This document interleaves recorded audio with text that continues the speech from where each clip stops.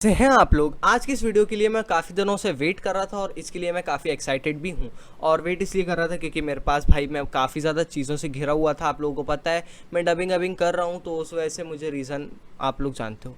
तो आप लोग अगर सपोर्ट करोगे तो भाई बहुत ज़्यादा मेहरबानी होगी। आप लोग मुझे जाओ प्लीज़ सब्सक्राइब कर लो, और लाइक करना है मत करो भाई, लेकिन सब्सक्राइब तो कर ही दो, ठीक है। तो आते हैं हमारे कंपैरिजन पे। तो यहाँ पे हमारे साथ हैं ZERO2 darling in the Frank से और हैं इनोरी गिल्टी क्राउन से। सबसे पहले मैं आपको बता दूं कि मैं जब छोटा था तो मेरा एक वो था, ड्रीम था कि मैं एक साईफाई एनिमे देखूं कुछ इसी टाइप का, गिल्टी क्राउन टाइप का, और मुझे फाइनली मिल गया। बहुत ही अच्छी स्टोरी थी, बहुत ही अच्छी कलरिंग, साईफाई था और आर्ट स्टाइल तो भाई मुझे बहुत ज़्यादा पसंद आया था, ठीक है। तो चलिए हम कंपैरिजन पे आते हैं। फर्स्ट ऑफ ऑल भाई इसमें बहुत ज़्यादा स्पॉयलर्स हैं, तो अगर आप लोगों को स्पॉयलर नहीं चाहिए तो जाओ पहले चेक करके आ जाओ। और ये वीडियो सच में वर्थ इट है, ठीक है। This video is worth it कि आप लोग इसको जाके देखो, 30-40 MB डेटा खर्चा करो, लेकिन भाई बहुत मज़ा आने वाला है। तो चलिए शुरू करते हैं। तो भाई ZERO2 जो रहती हैं वो हमारी बेस्ट कैरेक्टर वाइफू मटेरियल हैं, क्योंकि भाई मैं बहुत ही ज़्यादा क्यूट है। सबसे पहले हम अपीयरेंस देखेंगे तो इनोरी के जो बाल रहते हैं वो भी पिंक ब्लॉसम चेरी ट्री जैसे ही होते हैं, और ZERO2 के भी सेम होते हैं, जो कि उन्होंने एक बार मेंशन भी किया था हीरो ने कि यार ये जो फूल उगेंगे इस पेड़ पे वो भी तुम्हारे बालों के कलर जैसे ही हैं।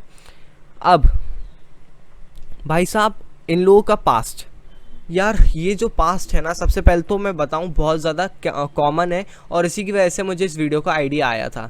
तो भाई कॉमन कैसे है, ZERO2 जिस पास्ट से है, यानी कि वो भी एक क्लोन है किसी का, किसी बहुत ही ज़्यादा बड़ी तबाही का क्लोन है ZERO2। और इनोरी भी किसी का क्लोन है। इनोरी मोआना का क्लोन है, जो कि हमारे मेन प्रोटैगनिस्ट की बहन होती है, जिसने पूरी तबाही मचाई थी 2020 में, और उसे लॉस्ट क्रिसमस का नाम दे दिया गया था। उसने कैंसर एक ऐसा लेके आई थी जिसमें इंसान इंस्टेंटली मर रहे थे।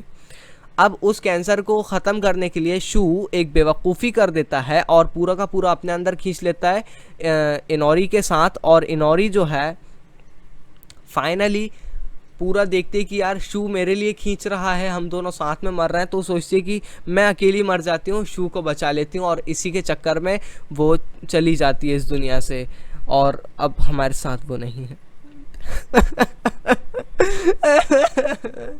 यार बहुत बुरा लग रहा है। उसके बाद आती हैं हमारी ZERO2। ओके, तो इन्होंने भी कुछ ऐसे ही कांड किया था, बट इन्होंने कहा कि डार्लिंग हम साथ में मरेंगे और एक दिन हम लोग साथ ज़रूर होंगे। और एग्जैक्टली यही होता है कि काफ़ी हज़ार साल बाद वो लोग साथ में आते हैं उसी जगह पे जिस जगह उनकी उनका जो भी था, मतलब जिस जगह से वो टेलीपोर्ट हुआ था जिस चीज़ से, तो वो उससे जाएगा। भाई मुझे सही में दोनों की एंडिंग्स इतनी बुरी लगी थी कि मैं अभी रोने वाला हूँ, बट भाई मैं नहीं रोऊंगा।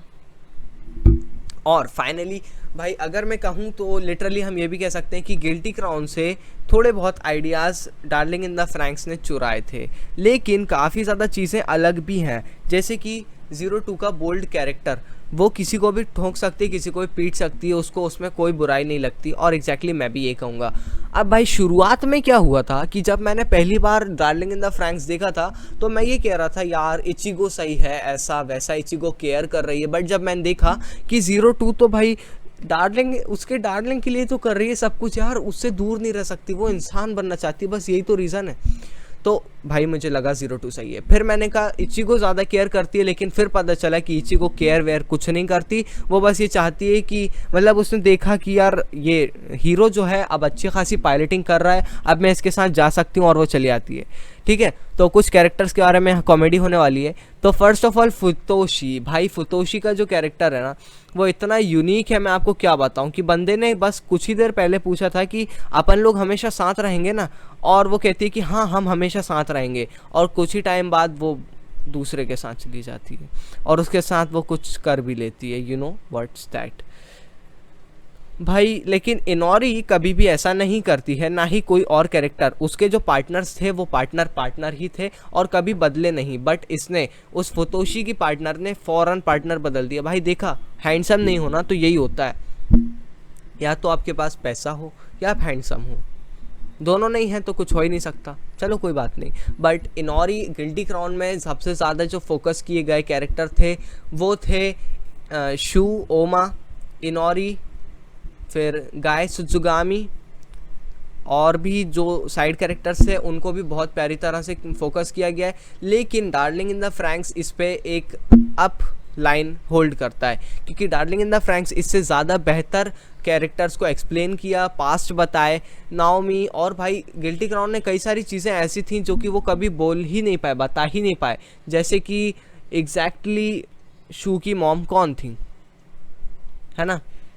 और फिर मोआना का जो भी एग्जिस्टेंस था वो कैसे था, क्यों था, भाई क्लियरली कुछ भी कंफर्म नहीं था। But darling in the Franks में एक एक चीज़ को बहुत ही प्यारी तरह से एलॉबरेट किया है और मैं इसको माइनस नहीं कह सकता। अगर आपको कंपैरिजन पसंद आया हो तो आप लोग ही डिसाइड कीजिए कि कौन जीता, क्योंकि भाई मेरे लिए तो दोनों ही मेरी वाइफूज़ हैं और उनके अलावा मेरे लिए कोई भी ऐसा नहीं है जो कि भाई वाइफू मटेरियल है।